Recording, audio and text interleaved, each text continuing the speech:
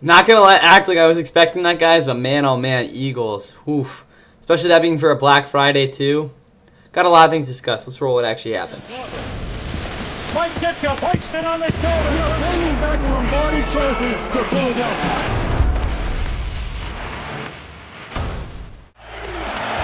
Gives it to the rookie Manunga, and he's going to be stopped just about at the Williams. To Swift, touchdown. What a drive. To Philadelphia, and the kick wobbles, but stays 30 yards away. Snap is a little high. Taylor gets it down off the fake on the run. Hurst going deep downfield and into traffic, and that is has protection. Going deep. Touchdown. The point from Elliott to tie it, which is no good. The back. Fake it to him. And then it's picked off. Intercepted to the 30. Here we go again. Here's the chance. The tush push. Did he get it? I got to tell you something. Here's Manunga. In he goes for the touchdown. Williams rolling, throwing, open, making the grab. Touchdown. Cole Kmet. Quickly, the pass is caught. Brown for the score. Pressured.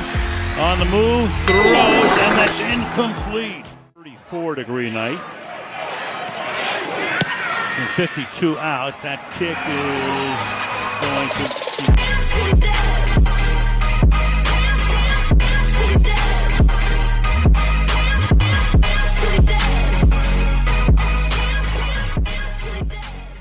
And with that, what is going on, guys? Welcome back to the Fun and Vote. Please like and subscribe. I hope you guys had some fun with this game as the Bears were able to run over the Eagles. There's no other way to put it. As they now win their 5th straight game. That is now their their longest winning streak of the season. Of course, they won 4 straight before that.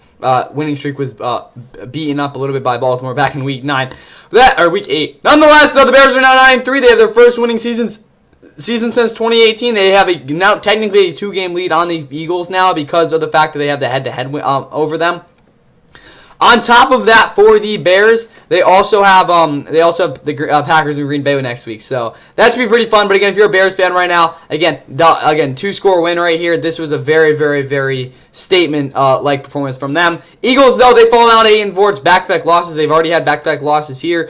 I would not be surprised if they won another 4 straight. They already have had 4 straight wins in a row. We'll see. Because next week they will be heading to LA again for a little bit long, for technically again a normal mini bye week for a Thursday night, a team playing on a Thursday night, because considering the game's on a Friday, and they have a game on a Monday next week against the Chargers. But you get the point. They got a long way to travel for that one, especially a lot of things to think about on top of that in terms of how they played. But anyway, the Bears' main takeaways for them is there's a way they can't get the number 1 seed, and there's a very solid chance they can win this division, especially after a win like this. Those 2 games against Green Bay and 2 out of the next 3 weeks will obviously be very telling about where this team is going, but that was a monster win from them. That is a game you're not really seeing. Also, we look at the chance to get the number 1 seed.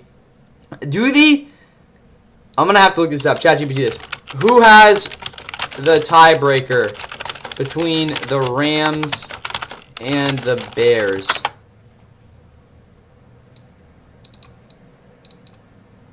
We didn't beat the Bears, did we? Or am I just like...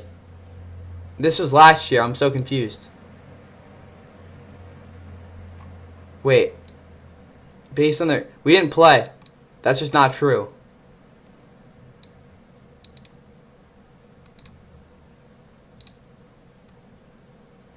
I'm so confused. We're going to have to use ChatGPT. Okay, they do. That's what I thought, because they have that win. So, realistically, the Bears are just a game back of the Rams, but technically with the Rams concerned, they don't have an insane schedule, and the Bears do have an insane schedule. The Rams have a 61% chance to get the number 1 seed. We'll talk about more of this tomorrow when I talk about the predictions and all that. Or not tomorrow. You'll see it later tonight. But as you guys can see, that's what's up there. The Bears, though, 18% to get the number 1 seed, 34% they get the number 2 seed. Nonetheless, so this is a monster win for them. They now have a 79% chance to make the playoffs.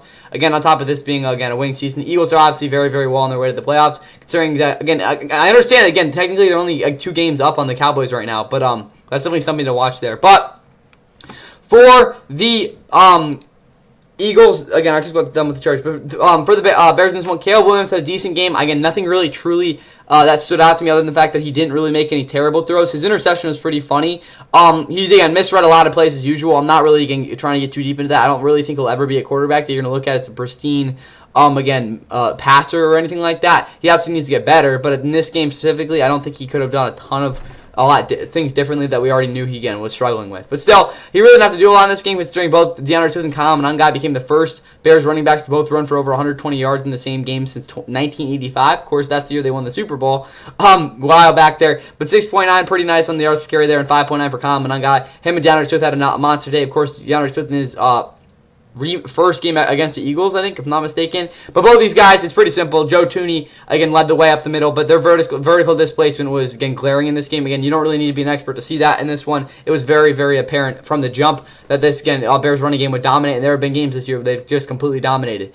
Do I see this happening against some teams they'll play, potentially in the playoffs? Probably not, but again, we'll see. Again, that Green Bay games will be very, very telling for them. Receiving-wise, again, no one really got involved. Cole Kmet obviously had the dagger for that touchdown, but other than that, nothing really happened in terms of the receiving game. Colson Loveland blocked really well, though. That's something I would want to mention there. But again, at the end of the day, it came down to this offensive line getting a crap ton of vertical displacement and winning almost every single down, just absolutely just straight up manhandling the Eagles defensive line, which is a very, very rare thing to see. For this defense, though, a lot of their game plan was basically trying to affect the way that Devontae Smith ran his routes, because if you saw him last week, that was a lot of the things he did struggle with against the Cowboys. Again, even though he had a couple big plays. Then you'll get A.J. Brown, they're kind of like, yeah, beat us underneath. And outside of that touchdown he scored, really didn't do that a lot. His touchdown downfield, yeah, that was kind of a little bit embarrassing for Nashawn Wright, who overall I think played a phenomenal game.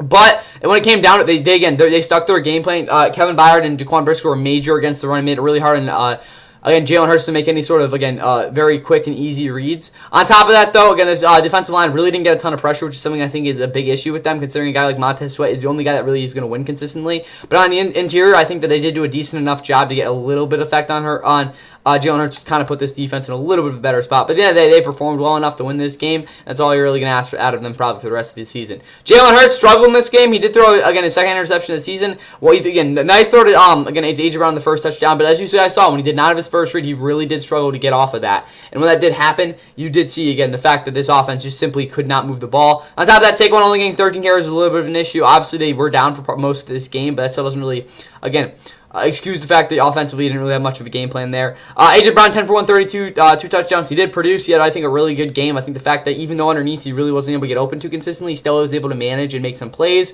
Obviously, his big play touchdown was really, the only true dominant thing we saw out of him on film. Devontae Smith really struggled in this game. He didn't really get to run the routes he wanted to. A lot of them were adjusted and really weren't on time with Jalen Hurts, which is partly both their faults. So Devontae next week, I think, will definitely have a little bit more of a,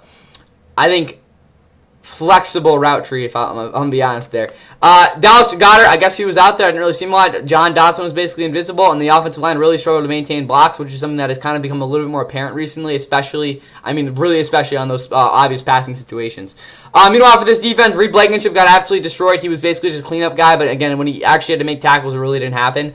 Jordan Davis kind of struggled. Again, he did, shed some blocks well, but again, at the end of the day, really wasn't being stressed in those, big-time holes that the Bears were trying to exploit. Nakobe Dean, he had a decent game. Honestly, he had pretty good run gap integrity. Zach Bond definitely struggled with gap control overall. Those two definitely need to be on the same page. Sidney Brown, I think, did do a decent job in coverage, but to what it means, really not much, because they did run a lot of nickel in this game. He was not doing much against the run whatsoever. Merle Jomo got some pressure, but again, that's really what we're looking at with him. Jalen Carter had probably one of his worst games of the season. He did get 4 pressures, though. Nolan Smith had a nice sack. Jalen Hunt had also the interception. Defensively, it really wasn't the fact, I don't think, it was more of the idea that a guy like Jordan Davis really wasn't being put in the main part of the defense. And even though he wasn't exactly getting penetrated too much, it was more the fact that, again, a guy like Jalen Carter just could not hold up gaps. And again, there was a lot of leverage tendencies, especially from a guy like Jalen Phillips on the edge that just were simply being beat again and again. When that happens, it is very hard to stop the run. Jake Elliott obviously missing that field goal and that extra point didn't help things either. Stats-wise, obviously saw the Bears run for 281 yards. That's going to win you most games.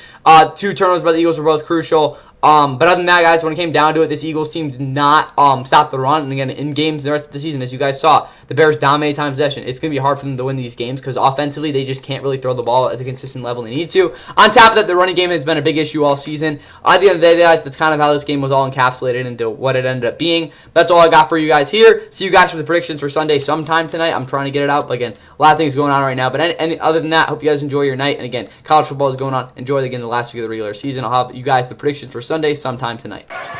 It's in the minor. Minor. For the win.